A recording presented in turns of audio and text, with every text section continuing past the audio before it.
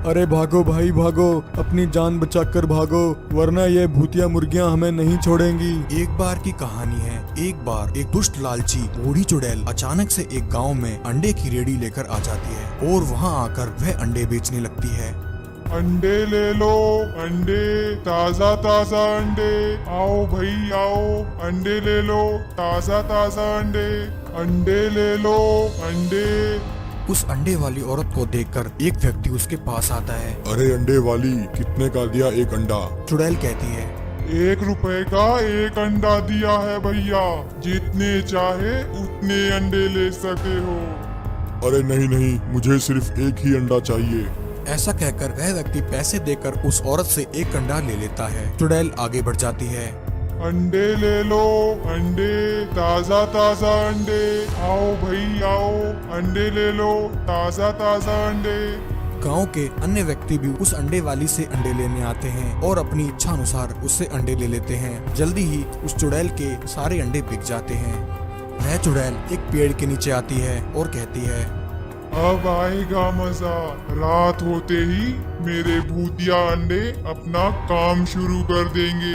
जल्दी ही मैं इन जवान व्यक्तियों को खाकर फिर से जवान हो जाऊंगी और मुझे मेरी सारी शक्तियाँ वापस मिल जाएंगी। रात होते ही जब सभी गांव वाले सो जाते हैं, उनके सोते ही चुड़ैल के वह भूतिया अंडे अचानक से बड़े हो जाते हैं और उन अंडों में से एक भूतिया चुड़ैल मुर्गी बाहर निकलती है। वह चुड़ैल मुर्गी सोते हुए उन गांव के व्यक्तियों को निगल जाती है।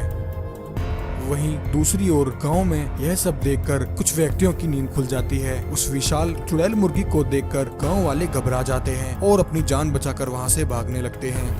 अरे भागो भाई भागो, अपनी जान बचाकर भागो, वरना ये भूतिया मुर्गियां हमें नहीं छोड़ेंगी। परंतु वह गांव वाले ज्यादा दूर तक नहीं भाग पाते हैं। वह भूतिया चुड़ैल मुर्गी उन्हें भी निगल जाती है। गांव के सभी व्यक्तियों को निगलने के बाद वह सभी मुर्गी चुड़ैल उस बूढ़ी चुड़ैल के पास जाकर इकट्ठी हो जाती हैं। बूढ़ी चुड़ैल कहती है, शाबाश मेरी भूतिया चुड़ैलो, कहाँ हैं वह सारे जवान व्यक्ति? उन्हें अब मेरे सामने उगल दो। चुड़ैल के इतना कहते ही मुर्गी चुड़ैलें अपने मुंह से कुछ अंडे बाहर निकालती हैं। सभी गांव वाले उन अंडों में ही कैद होते हैं। हा हा हा हा हा हा हा हा। मैंने सभी गांव वालों को अपने भूतिया अंडों में कैद कर लिया है। अब मैं इन जवान इंसानों को खाकर अपनी उम्र कम करूंगी और फिर से अपनी शक्तियाँ पाकर जवान हो जाऊंगी। वहीं चुड़ैल के उन भूतिया अंडों में से बंटी भी एक अंडे में कैद था। बंटी बहुत ही समझदार लड़का था। बंटी मन ही मन कहता है, इस चुड़ैल ने तो सभी गांव वालों को भूतिया अंडों में कैद कर लिया है। जल्दी ही इस चुड़ैल को नहीं रोका गया तो यह चुड़ैल सभी गांव वालों को मारकर खा जाएगी। तभी बंटी को एक आइडिया आता है। बंटी चुड़ैल से कहता है, अरे चुड़ैल, अभी तुम्हारा मिशन पूरा नहीं हुआ है। तुम हम सबको खाकर भी जवान नहीं हो पाओगी। चुड़ैल कहती है, मूर्ख लड़के, क्या कहा तूने? चुप हो जा, वरना मैं सबसे पहले तुझे ही खा जाऊंगी।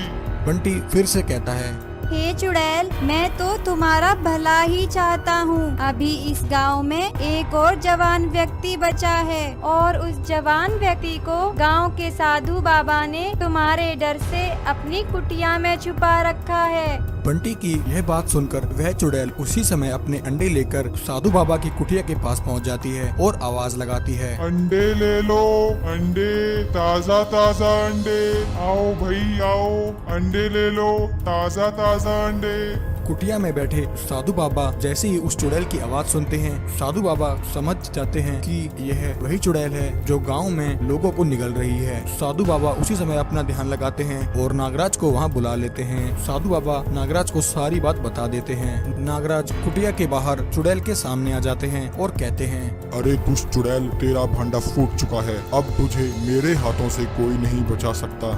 नागराज को वहां देखकर वह चुड़ैल घबरा जाती है और वहां से भागने लगती है। परंतु इससे पहले ही नागराज अपनी शक्ति से उस चुड़ैल को वहीं जलाकर भस्म कर देते हैं। इतने में वह तीनों चुड़ैलें इच्छाधारी नागिन को वहीं मार देती हैं। एक समय की बात है, एक बार अपनी जादुई कुर्सियों पर सवार कुछ दुष्ट चुड़ैलें अचानक से जंगल में घुस आती हैं और जंगल के सांपों को पकड़ पकड़ कर मार रही होती हैं। एक चुड़ैल कहती है, मारो बहन मारो, इन सब सांपों को खत्म कर दो। जंगल में एक भी सांप जिंदा नहीं बचना चाहिए। यह सभी सांप उस इच्छाधारी नागिन के सैनिक हैं। इन्हीं की वजह से वह इतनी शक्तिशाली है। मारो इन सबको, किसी पर भी रहम मत करना। तभी एक सांप कहता है, हे चुड़ैलो, तुम हमें क्यों मार रही हो? हमने तुम्हारा क्या बिगाड़ा है? हमें छोड़ दो।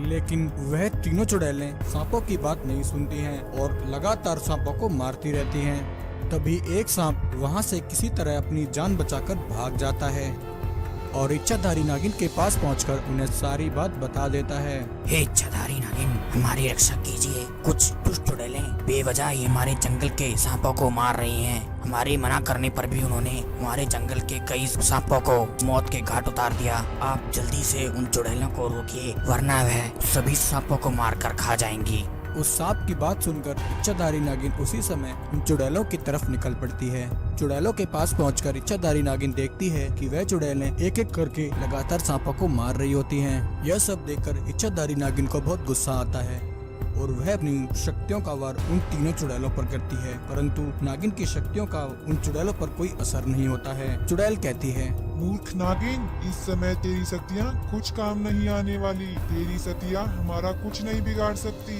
अब ना तू बचेगी और ना ही तेरे ये जंगल के सांप बचेंगे। चुड़ैलों की बात सुनकर इच्छाधारी नागिन समझ जाती है कि वह उनका सामना नहीं कर सकती है। इच्छाधारी नागिन वहां से भागने लगती है। वह तीनों चुड़ैलें भी अपनी अपनी जादुई फ्लाइंग कुर्सी पर बैठकर इच्छाधारी नागिन का पीछा करती हैं। पकड़ो बहन, इस नागिन को पकड़ो। आज इस नागिन को पकड़कर इसकी नागमणि छीन लेंगे। फिर ना रहेगी नागमणि, ना रहेगी यह नागिन। थोड़ा आगे चलकर नागिन रुक जाती है।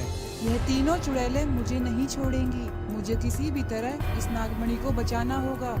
इतना कहकर नागिन अपनी नागमणि अपने शरीर से निकाल देती है। नागमणि तेजी से वहां से आसमान की तरफ उड़ जाती है। इतने में वह तीनों चुड़ैलें इच्छाधारी नागिन को वहीं मार देती हैं।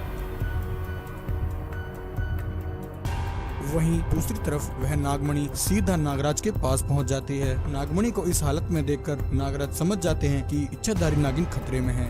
नागराज तुरंत नागमणि को लेकर वहां से निकल पड़ते हैं और चुड़ैलों के पास पहुंच जाते हैं। उन चुड़ैलों के पास पहुंचकर नागराज सारा खेल समझ जाते हैं।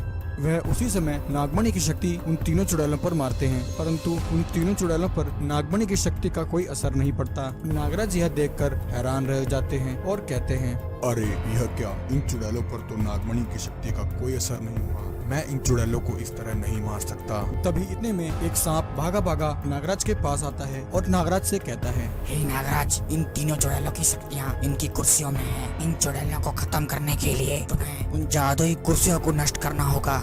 उस सांप की बात वह तीनों चुड़ैलें सुन लेती हैं। वह उसी समय अपनी अपनी कुर्सियों पर बैठकर वहां से भागने लगती हैं। तभी नागराज उन तीनों कुर्सियों में आग लगा देते हैं। आग लगते ही उन तीनों जादुई कुर्सियों पर बैठी वह चुड़ैलें जलकर भस्म हो जाती हैं।